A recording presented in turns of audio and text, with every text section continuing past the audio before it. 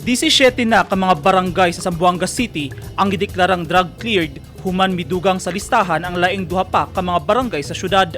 Usa ka deliberasyon ang gipahigayon sa Regional Oversight Committee on Barangay Drug Clearing kon ROCBDC sa Philippine Drug Enforcement Agency Region 9 sa Zamboanga City Office kagahapon Abril 25. Malampusong napresenta sa Barangay Cacao ug Barangay Calabasa ang ilang anti-illegal drugs campaign sa komite, lakip na ang mga ebidensyang dokumento sa ilang padayong intervention programs sa pag-rehabilitate sa mga giilang persons who use drugs kon PWUDs sa ilang area of responsibility.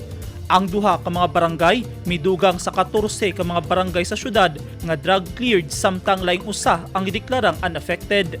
Ang 17 ka mga barangay gilangkuban sa Barangay Licomo, Limaong, Sibulaw, Tiktapul, Tigbalabag, Calabasa, Cacao, Dulyan, Pamukutan, Lapacan, Tolosa, Landang Laom, Lanzones, Pasilmanta, Lumayang, Kapisan ug Pangapuyan.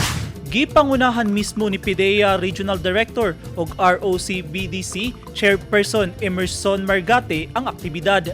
Mitambong sab atol sa aktibidad ang mga representante sa lokal nga gobyerno sa Zamboanga City nga sila Community Affairs Officer 4 Montano Cortez ug Dr. Santa Elena sa City Health Office, kuyog ang ubang personahe sa PIDEA, representante gikan sa DILG, PNP, DOH ug mga opisyal sa LGU. Eugene Hinutan, Newsline Philippines. Stay safe.